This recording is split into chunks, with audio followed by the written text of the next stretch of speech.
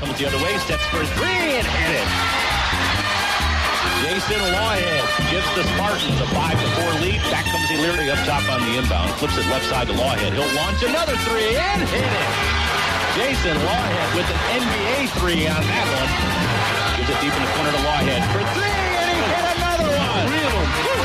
Lawhead with 9 3-pointers.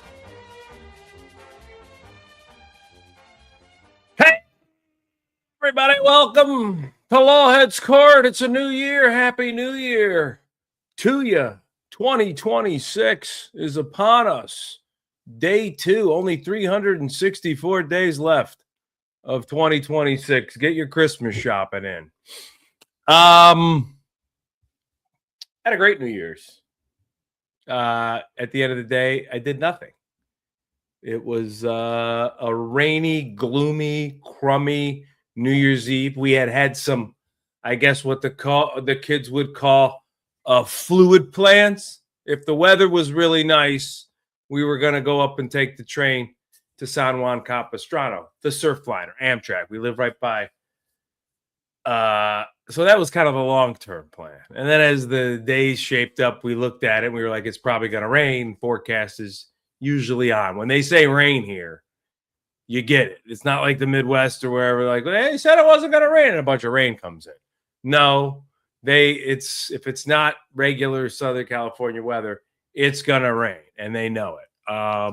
Severity, the length, well, we had one of those that was long and torrential, and so that was out of the question. And then we were maybe going to go to some friends down on Coronado Island who have a nice new place out there. A couple was throwing a party, and that's a long way away. And it was raining and sloppy, and I'm like, man, I don't want to go all the way down there from where I'm at through downtown on New Year's Eve, hang out, not have to drink, whatever, have one. What? I don't want to do all that drive back and that crap on amateur night. No. So I got my wish. I got to stay home by myself. I got one of two wishes, obviously. Ohio State lost the game that I decided to watch there for, the Cotton Bowl. And, it was just Miami was better. I mean, I don't know. After winning the national title last year, the way the Buckeyes won it, I had no problem looking at that for what it was. And Miami was just better. They were better at everything. That was the most lopsided 3-point game with a minute to go I could ever really remember watching, that I can really go, man, Miami really looked like they just were the better team.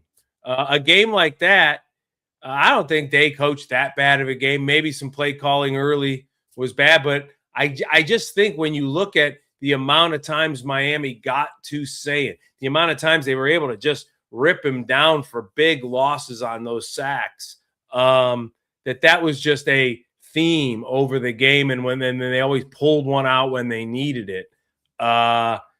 It seemed to always just it made Ohio State play longer. And it took a lot longer for anything to happen for Ohio State. And the best thing Miami did in that game was make everything longer for Ohio State.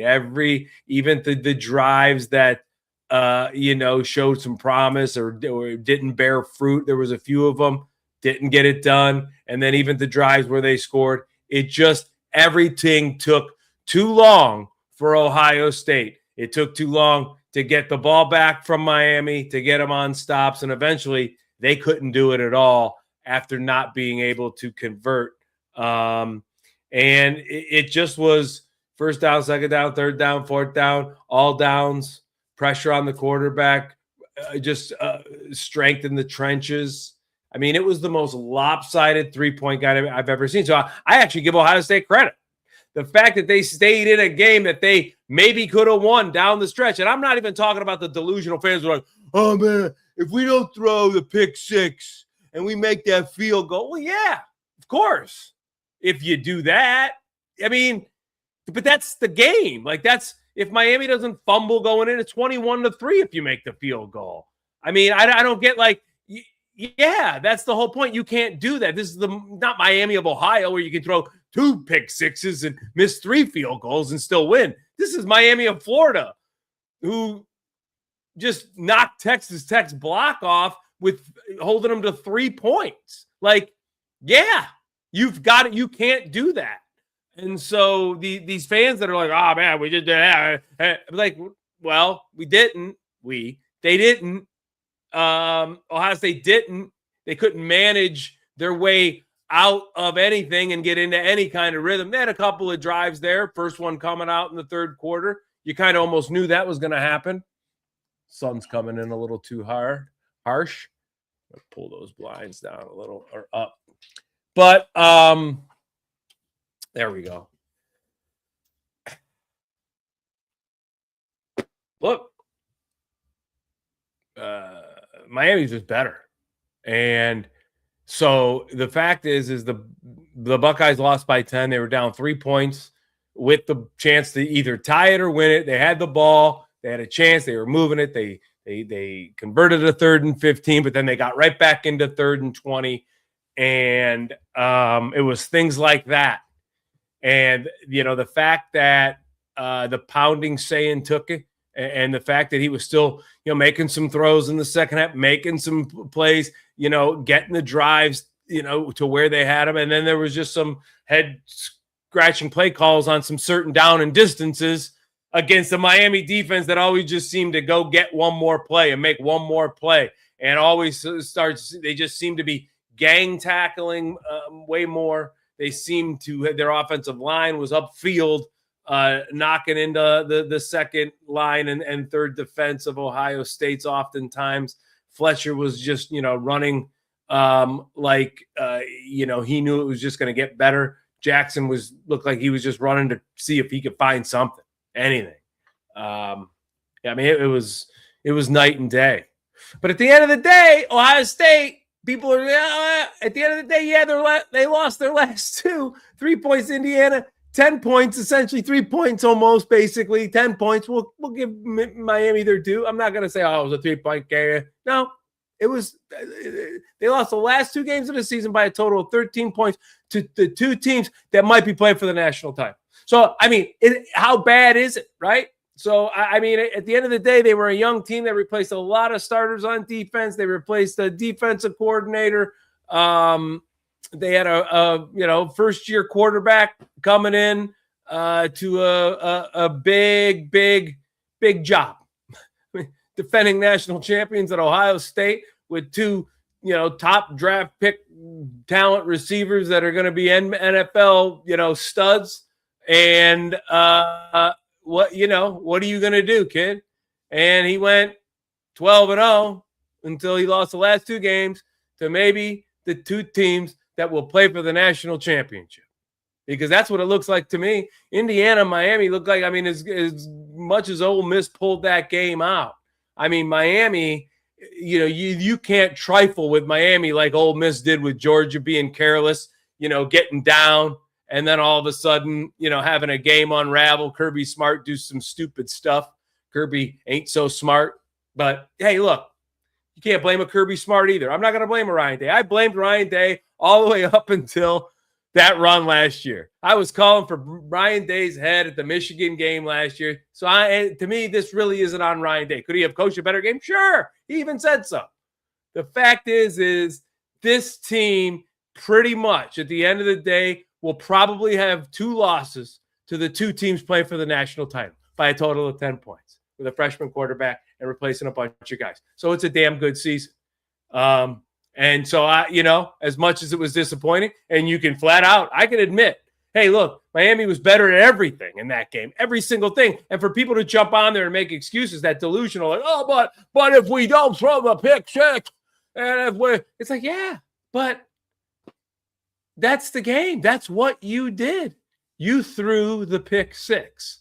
You missed the 49-yard field goal. And people just think like, we missed a field. It's like, it's a 49-yarder. NFL teams, they throw guys out there. 49-yarders, 32 kickers in football miss that kick a lot of times. Run them out there, missed it. Wide left, had enough leg, just missed it to the left side of the upright. Walk off the field, and you got to go make more plays in the football game. You can't hope a 3 points at the buzzer of the half when you should have stopped on 4th and 2 earlier on the 35 when they went for it on downs and pushed the chains. Instead of starting on the 6-yard line with a minute and change, you should have had the ball at the 35 with 2 minutes. And maybe you would have just had to settle for a chip shot 20-yarder if you didn't get it in the end zone, where you should have been way deeper in the red zone by that time. So you weren't. And that's on the football team. The football team not getting the stop on 4th and 2 with the 35 and having the offense having a chance to be in the red zone with ample time and settling for a chip shot, if that's what it took to be 14-3, and be glad you're 14-3. Be glad it's not 21-3 on the fumble, because Miami was doing whatever they wanted on that drive when they fumbled. They fumbled 2 other times and were so hyped up, playing so well, so focused. They recovered both of those fumbles immediately. One guy got 6 or 7 more yards on it.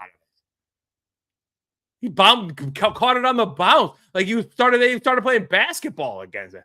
Dribbling the thing. Hey, whoa, hey, around his back, upfield. I mean, so to think that Ohio State, held up and they could have won that game. They could have won that game, and that could have been one of those games that Miami would have never gotten over.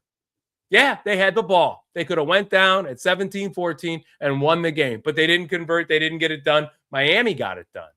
And instead, I think it's just a loss where Ohio State goes, hey, look, we fought and clawed to stay in that game. We stayed on the ropes. That Ohio State was basically a fighter that went 15 rounds, but if you watch the fight, you're like, dude, that guy took a lot of shots. Yeah, he didn't get knocked out. And he had a few rounds there in the 6th and 7th where he laid some shots and it looked like he had hurt his opponent. But no, dude, he just kept taking a beating all the way to the bell rang. Give him credit. I don't know. I would have maybe went down in the 9th or 10th but that's what it was. That was like a 4-2 hockey game where the team that had 4 goals had 50 shots on goal, and Ohio State scored 2 slippery little goal shots on 10 shots on goal. They just, whoa. Yeah, that was what that was. That was that kind of a blowout. It was like when a guy goes the distance 15 rounds, but you still know he got his ass kicked. That's what that was. Somehow he stayed up until the end and had a chance for maybe a 14th or 15th round knockout if he could lay a big glove on it, but he couldn't. He could never lay the big glove on him. So that's what that game was for Ohio State. And congrats to Miami. Miami deserved it. They hit hard. They have speed. They get plays off quick. They get to spots on the field. Really a nice team. Their secondary is active. And I thought Sayin, for as much as he was getting thrown around like a rag doll, for as much as Ohio State was sputtering with play calling and just trying to go forward and not have long distances on 3rd down to have to convert. I thought he threw some nice balls and played an okay game. The pick 6 was unfortunate for him and Ohio State. There's no doubt. If that drive there turns into an Ohio State 7, because they were looking good on that drive going into that pick 6, if that makes it 7-7, who knows? Who knows where that game goes? Who knows what happens from there? But those are why games like that with really good teams, big plays, 1 or 2 are the big play. Like I said, you can throw that pick 6 against Miami of Ohio all day long. You can miss that field goal at the end of the half against Miami of Ohio all day long.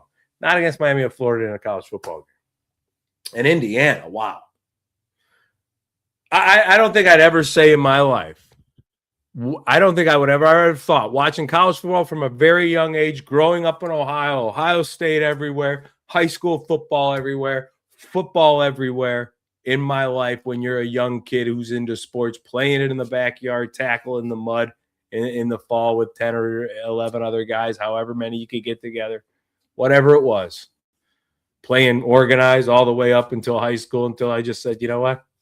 I want to play basketball. I don't want to get hurt for a team that wasn't very good. We weren't a very good football program.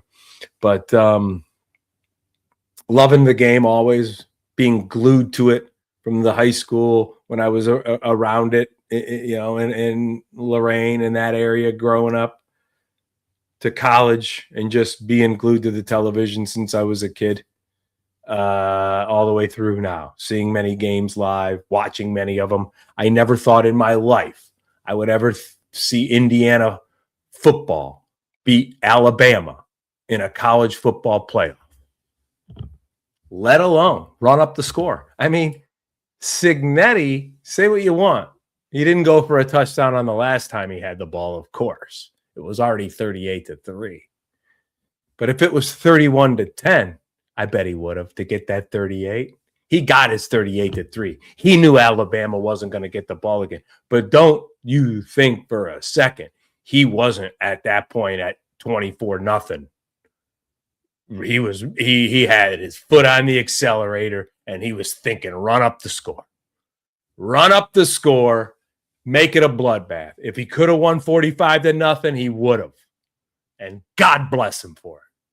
God bless Cignetti for it. He's the type of swagger and snarl and surliness and seriousness and bluntness, and he ain't being arrogant. He's being himself. He ain't being arrogant.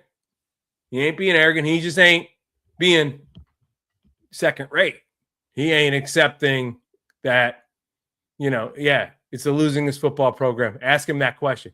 Losing his football program. These kids don't know. They're 17. They're 18. I mean, they don't care. The mystique of Alabama. They only know what's on tape. They already know that they've lost 3 games, one to a 5-7 Florida State team, and they're already talking themselves to go, dude, let's just go take care of business. These guys shouldn't be on the same field as us. That's what they know. And that's what I love about his approach. And Cignetti, he is what he is. He even-keeled as far as that goes. He'll blow his top at a rep or a player or whatever he has to do to get that edge. And I'm sure his practices are filled with a lot of those outbursts, and God bless him for that. If you're sending your kid off to play college football, he's going to get a talking to. And so that's good. And Indiana, right now, I've been saying it since the early part of the season, they were the one team who scared me. I didn't think Ohio State, I don't think that they're so dominant. Last year going in, obviously I was doubtful after the Michigan loss, but hopeful. And then they looked just better than everybody else. So this year I just assumed, they got guys, but the rest of college football didn't overly impress me, because an Ohio State team that I had some doubts about, and they're all college football teams at the end of the day. No matter how great a college football team is, there's still an semblance of college players, young guys, sometimes not at their peak mentally, physically. They make the wrong decision. They get over anxious, especially in these big games.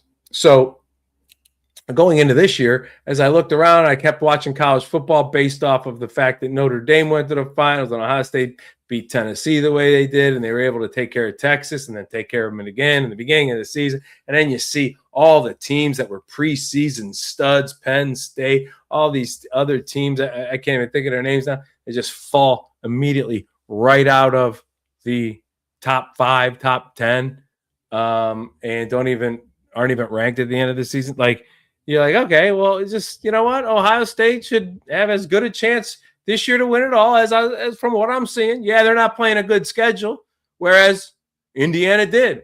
Indiana played at Oregon. And as we see at Oregon, kind of whooping them over Texas on a neutral field, much better win, as we saw, and it proved itself throughout this season. At Penn State, when that was the best Penn State in a terrible season, who was a preseason ranked number 2, fired their coach, but the best they threw out after the firing a couple weeks after that, and they were kind of settled in. They had some pride. They played their best game against Indiana at home in a whiteout. Indiana prevailed in a close game, so they got that part of the experience. Close game on the road, hostile environment, team fired up with a lot of talent. And then at Iowa, who was a good football team.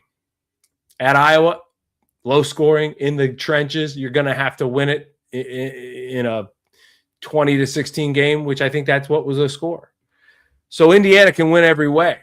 And they remind me of one of those kinds of teams right now. And I thought early on the year, I thought Indiana is probably the toughest team. And then Georgia started playing pretty good late. And there was a couple of teams that just always, Ole Miss, just kind of were being who they were. Always, everybody just at least fell off once or twice if you had a really good schedule. And then there was kind of teams that you just were like, okay, are they really this good? We'll see in the college football playoff if they get there.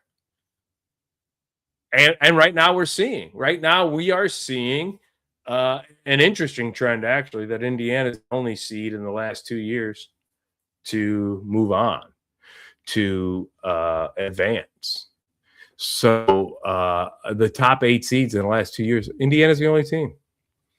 And so that's impressive, and especially the way they won in a Rose Bowl. Indiana losing its program ever. First Big Ten title since Truman was in office.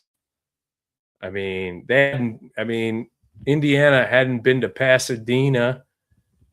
I can't remember if they ever had. Think about that. I mean, think about right now, when you think about like right now, if 40 years ago in the mid 80s, I would have looked at you and I would have said, hey man, in 40 years, there's going to be a 12-team college playoff of the 12 top teams in college football. And Notre Dame ain't going to be in it. USC ain't going to be in it. Nebraska ain't going to be in it. Texas ain't going to be in it. Michigan ain't going to be in it. Michigan ain't going to be in it. None of these teams are going to be in it. And I would have told you Indiana's going to be in it. They're going to be the overall number 1 seed, by the way. Ole Miss will be in it. Ole Miss. Texas Tech will be in it. Texas Tech. Oregon. Yeah. James Madison, Tulane. Shouldn't still be in it. But what I'm saying is, imagine if I said that 40 years ago. Imagine if I would have told you Indiana, Oregon, Ole Miss are in this thing, and Notre Dame, USC, Penn State, all of those schools I mentioned, Nebraska. I mean, think about that. No, they ain't going to be in the top 12 teams. What? Michigan? No. Crazy. But I like Indiana right now. I think they've got the tougher semifinal game than Miami. I think Miami is going to bring Ole Miss back down to their level. I think Miami is locked in right now. I think playing the opening game, they were chomping at the bit. They felt like they should have been in that ACC championship game. Probably blessing in disguise. They don't risk losing that game, which would have kept them out of the playoff probably. They don't get banged up or lose somebody from that game. They get a little time to heal, and chomping at the bit, feeling slighted even though they got in, and fortunate, and then getting a chance to go right at it in the opening round. And once they got that win against Texas Tech, holding them, or Texas A&M, holding them to 3 points. Incredible. Just incredible. But I mean, I love Indiana right now. I'm rooting for them. I hope Indiana wins it all. If it's not Indiana, I guess I would go Oregon. They've got some great fans. Dan Lanning, I like him as a coach. I would say Oregon if they knock off Indiana to go all the way. I don't really want Miami winning it. I just don't. I'd like to see Indiana, Miami in the final, so Ohio State can say we lost to the two final teams by a total of 10 points, and then Indiana win it all, and then the Big 10 champs. So yeah, I want the Big 10. But if between ACC and SEC, I would take Miami over Ole Miss just so the SEC wouldn't win it. And look at that, the SEC, one team left out of all this bluster, one team left. Big 10, 2 teams left. ACC, 1 team left. And the funny thing is ACC it doesn't even go to a conference championship game. Big 10, we've got two teams that didn't even make it to their conference championship game in Oregon, Miami of Florida, 3 teams, I'm sorry, and Ole Miss. So you got 3 of the 4 teams didn't even make it to their conference championship. That's pretty wild. But yeah, excited to see what happens in the next round. I like Miami over Ole Miss. I like Indiana over Oregon, and then those 2 teams to play for it all. And with the last week of the NFL season coming, there's only a couple of games of real ultimate significance, and then there's some games out there that have, seeding implications. So the great thing about what the NFL did, at least if teams did wrap up and teams clinched early in week 16, 17, 18, whatever it is, week 18, if there were more teams already, clinched playoffs and or division championships, the first 2 teams would get a bye, and seed 2 would settle on it and they would be fine. And maybe a 3 and a 4 seed would battle out for that. But that wasn't really much difference either. If you were the 3 or the 4 and you had that kind of settle, and you just go, we'll be fine with the 4 and play the 2 wild card games, whatever it is. But now, because there's that one team, and even if they kind of clinch 2, 3, 4, 5, the extra division, those teams a lot of times can still be jockeying for wins and losses to get that home field for the second round. They want that home field for the second round if you can get that 2 or 3 seed. And so if you're fighting 2, 3, 4, if there's a little clump in there, there could be a good race for that 2 seed a lot of times. And that's what's happening in the NFL right now. So at least right now you've got New England and Buffalo. New England looks like a game they could easily win. I'm sorry, New England and Denver. New England's got a game they look like they could easily win. But Denver's got a team in LA that's also playing. They'd love the 5th seed, right? LA would love to be able to win, have Houston lose, and slip into that 5th seed and be the team that goes to the AFC North, whether Pittsburgh. I mean, if you're a wild card, you want that 5th seed, and there's 3 teams vying for it. Houston has the Colts, Buffalo has a nobody, and the Chargers have the Broncos. So the Chargers are playing for something, and so are the Broncos. The Broncos would love to get that number 1 seed because they own the tiebreaker with New England. So even if New England wins, which they probably will, because I think they're playing Miami or the Jets, they're playing somebody terrible. Denver will hold that seed, but LA wants that 5th seed, and Houston could lose to the Colts. I mean, the Colts are eliminated, but it's plausible. Although I think Houston will win and hold on to that 5th seed. And boy, if Houston's that 5th seed, watch out. Houston at either Pittsburgh or Baltimore, who cares? I like Houston. And then Houston going in to a Denver, let's say, or even a New England. Even better if they go into New England, in my opinion. If New England's on a week rest and Houston goes in there off of a win, everybody healthy, everybody ready to play. I mean, New England's biggest advantage, it'll be outdoors in New England. And can they seize that type of advantage? Will it be that big of an advantage? Will Houston not let it bother them? Will the weather not play a factor? It might be one of those just January days where it doesn't. We'll see. Same thing with Denver. That could be exact same scenario, right? Weather could be a factor. Will Denver seize it, and will it affect Houston, or weather may not be a factor? And so Houston wants that 5 seed. So I see them playing through that 5 seed and getting it. But all these games are going off at the same time. So Denver, LA still might play to win, to put something in Denver's head and knock Denver out, right? I mean, I don't know if LA would want Denver to be, bide out with home field. Even if Houston wins, LA might want to play to make sure New England gets that 1 seed. I mean, it's hardball for all guys. I mean, it's the playoffs. It's get every advantage you can. Buffalo gonna win, but if that Houston wins, they're no better than a 6. They're a 6 if Denver wins. I'm sorry, they're no better than a 7. That's 5, 6, and 7 all at 11-5. Pretty wild. And then you've got Jacksonville, who, if they win and New England loses, I don't know who wins that tiebreaker. Probably New England. So that's interesting.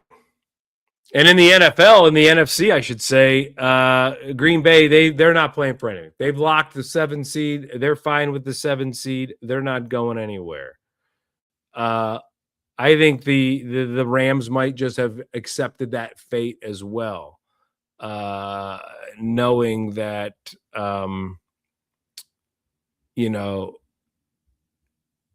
they've got Seattle. A win against Seattle doesn't really do anything other than maybe put them in a scenario where San Francisco has the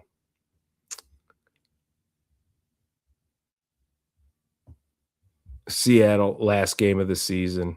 And that Seattle, that game,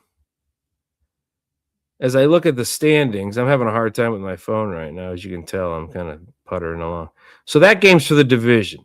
And so LA just may have, the Rams may just accept their fate and, trot out something that, doesn't get them hurt. And they got Arizona. They could still win with no bodies. But if they happen to lose, big deal. They're 11-5, and they go play the 5. They have to go play the 7 seed. 2nd seed. I'm sorry. They would be the 7th seed. Man, I can't read. I'm not a good multitasker, obviously, but this is all just for fun anyway. Nobody's watching. Nobody cares. Steelers, Watt feels unlimited. Okay, so Watt will be back if Pittsburgh gets there. Pittsburgh, they're weird to me because Metcalf obviously didn't play against the Browns. Watt's been banged up. If they're the 4 seed, if there could be like an upset in the first round, it would be Pittsburgh at home against Houston because they were home field. Metcalf came back, and Watt had a big game with just changed it real quick, and it was low scoring enough where, Houston defensively was tough, but they just didn't get it done offensively. And Rodgers and Metcalf make a big play late. And, Boswell missed 2 field goals in that game against Cleveland that he never really does. And, so that last possession that Pittsburgh didn't connect on, that could have been a game-winning field goal if Boswell would have been 6, 9, 12. Yeah, it would have been 13, 12. So all of that could have happened. Whatever. The game's crazy, but I don't think the AFC North is going anywhere. Panthers, Buccaneers, who cares who wins that division? Literally, that is the most inconsequential winner-take-all division. It's almost like there's just if I was one of those 2 teams, I'd almost not want to make the playoffs. Best case scenario for the owner is he's got a home game because, you're going to be, you could be 8-9. 8-9 could win that division. The Buccaneers could win it at 8-9 and have a home game. Ain't that something? And they would have the home game. I mean, they would probably get their doors just absolutely blown off because they would have a home game against either San Francisco or Seattle. Seattle, San Fran. That's going to be a great game.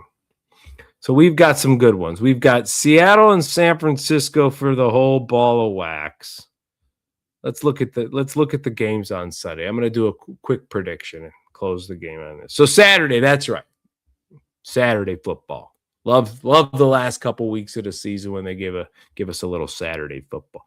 Carolina at Tampa Bay. Who really cares? But I'll take Carolina. I'm gonna take Carolina.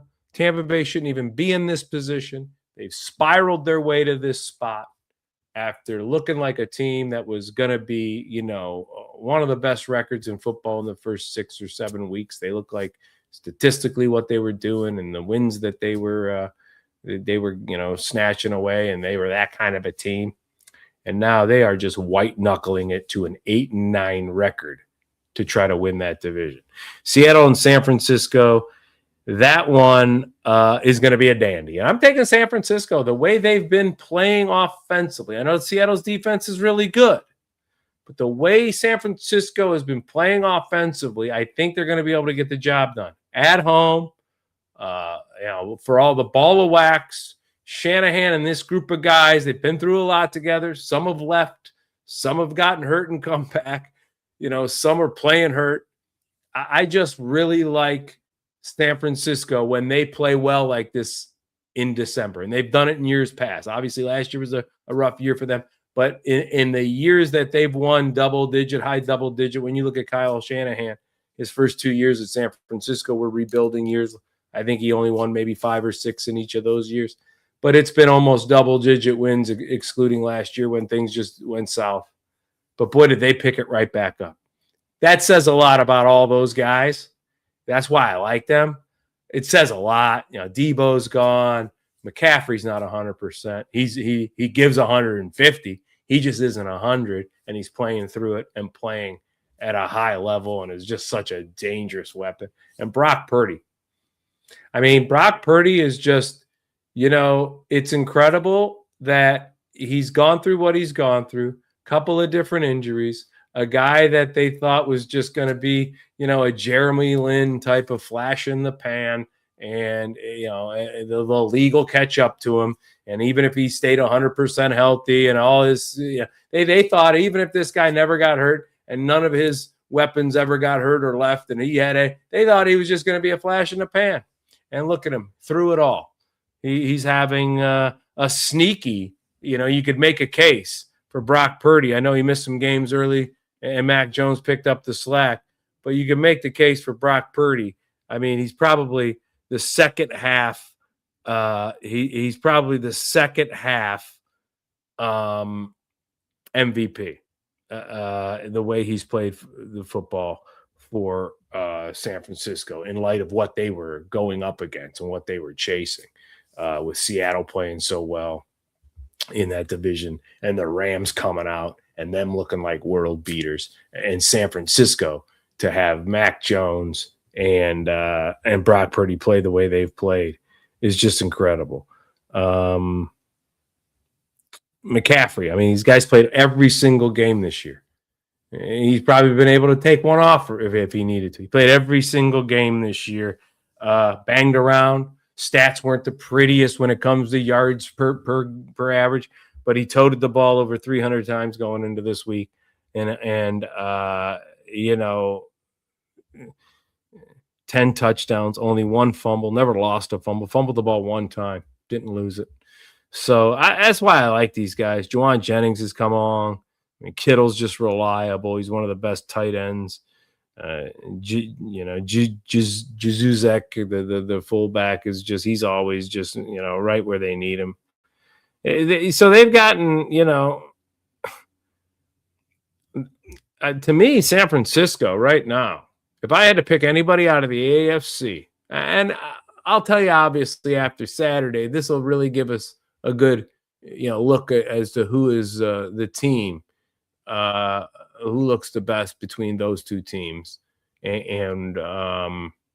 I really think out of the AFC right now, right now it's the 49ers, and I'm a little tantalized with the way Philly might go in playing here in the last bit, because let's go look at a Philly team that everybody just kind of, man, these guys, a Philly fan, they had the division wrapped up early because it was so bad. And, you're a defending champion. A lot of times, they know what it takes to be that, how long of a season that you got to play to get to the playoffs to win it. Once they won it, they realized how hard that is. And to stay as focused over that next year with that goal, knowing that you're probably going to win the division, it looks pretty settled. Let's just play really good going out. And right now, the Eagles have a chance to go take the second seed. And before you know it, after that losing streak, they win 3 in a row. They could go out winning 4 in a row, which they probably will against Washington. If the Bears lose on Sunday, then it's Eagles with the second seed, and at worst, the third seed.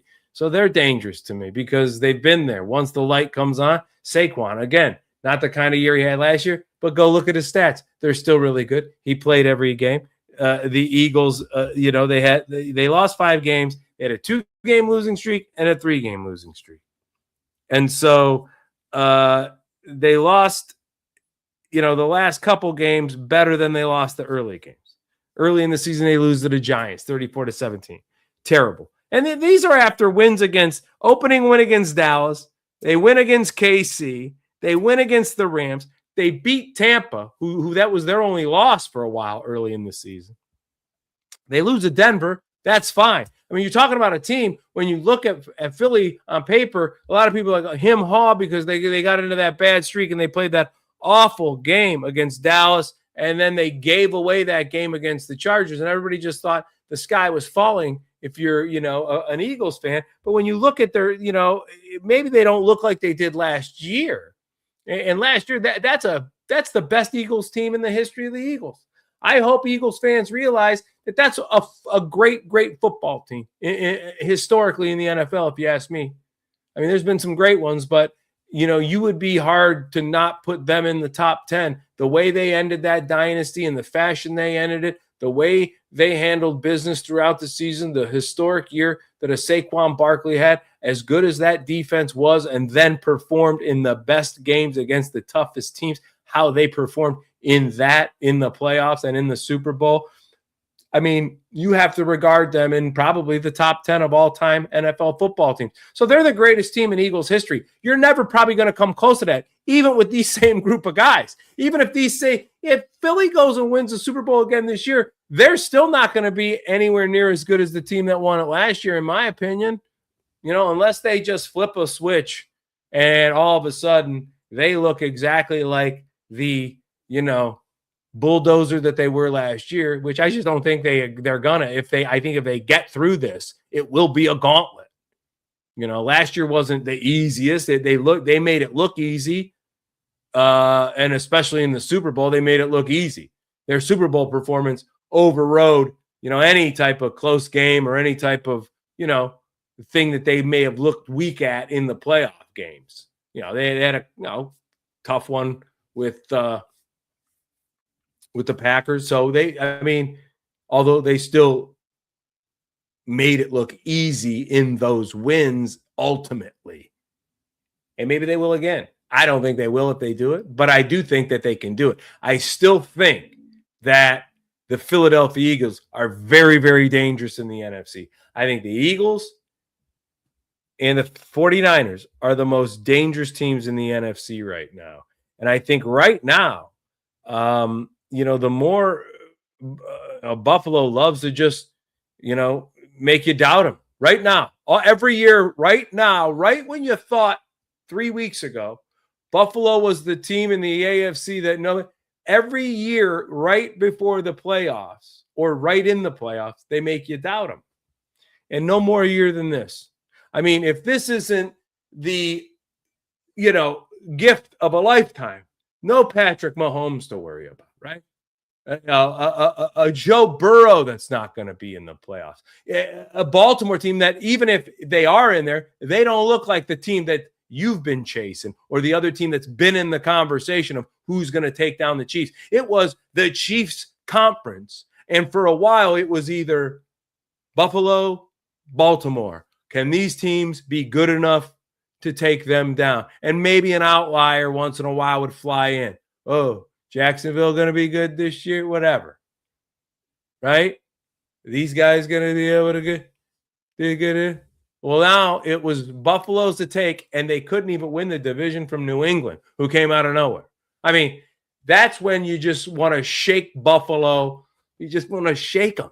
What are you doing if you're a Buffalo fan? What are you guys doing? And then you're going to play like this, damn near losing the Browns going out?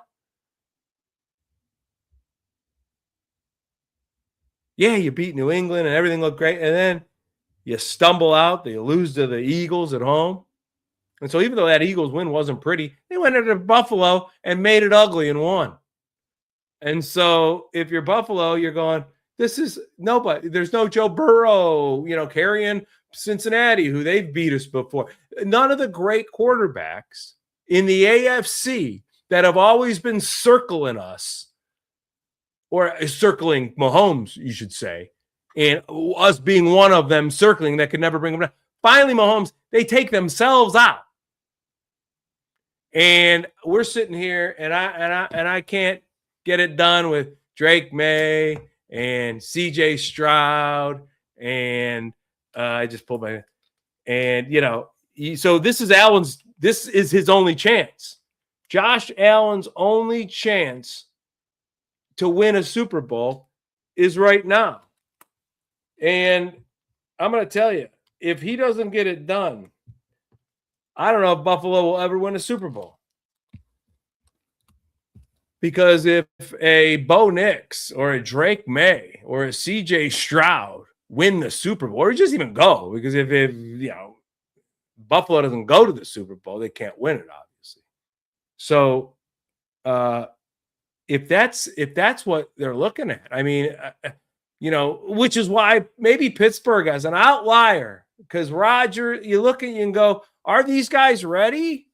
As good as New England has played all year, as good as Denver has played all year, if they get into these positions, home field or not, is a Drake May in these moments, is he ready? Is he ready to beat a Josh Allen? Is he even ready to beat, a Lamar Jackson if they have to face them somehow in a second game? Is he able to, beat that Houston defense in a playoff game? Is a Bo Nix able to do that? Are these guys able to do that? Is this a year maybe Justin Herbert's experience, a little bit more experience than some of these other guys, that he finally takes another big leap in a playoff with a great coach like Harbaugh? I hate saying great coach, but proof's in the pudding. Like, can Harbaugh and his ability with Herbert and that talent, can they be the team in the AFC that can maybe hurdle over this? Because this is why Josh Allen has to go to the Super Bowl and win it this year for Buffalo, because this is the best chance they've got. And if they go limping in, or if they shoot themselves in the foot somehow, I mean, they've already put themselves behind the eight ball by not being able to win that division from New England. And now they've got to go be a road team in a wild card and have to start from there in a year with no Mahomes. You go, wait, what are we doing? How aren't we playing home football games in the playoffs this year? But right now, they would be hard to bet against Buffalo if you looked at the AFC landscape just based off of Josh Allen. But Houston, in my opinion, if a road team is going to be able to go through the gauntlet of the AFC, knowing that the teams with home field, New England or Denver, first time really. I mean, Denver's got some experience, obviously, in the playoffs. But, hey, these are young teams, proven coaches, great coaches, Vrabel, what he did in Tennessee, obviously Peyton, what he did in New Orleans and what he's done in Denver is undisputable, really. And you would have to give even the edge to Peyton. They've rode the tight rope a lot this year and winning some games where you're like, oh, God, they didn't even look good winning some. But that's what you got to do. The Eagles have not looked good winning some games. It could be an Eagles, Denver, two teams not looking good ever winning games in the Super Bowl. Or those two teams could be gone.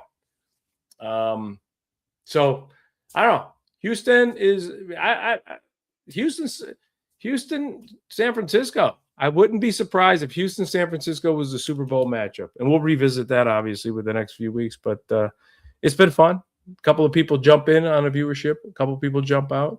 New to this, so if you're coming across the page, Jason Lawhead, Lawhead's Court is the live podcast. We're going to be doing more of these and promoting it more. Just trying to get the old feet wet a little bit. So great talking to y'all. It was didn't want to skip. It's usually on Thursday, but Christmas and New Year's hit the last 2 Thursdays, so I didn't want to skip 2 weeks in a row. So I jumped in on a Friday. It's usually Thursday. Thursdays at 1 p.m. Pacific, 4 p.m. Eastern as of now, because that's just the best time for me to do it, when to do it, where I do it, and maybe I'll start bringing some more dailies, maybe some recorded podcasts, because this is easy.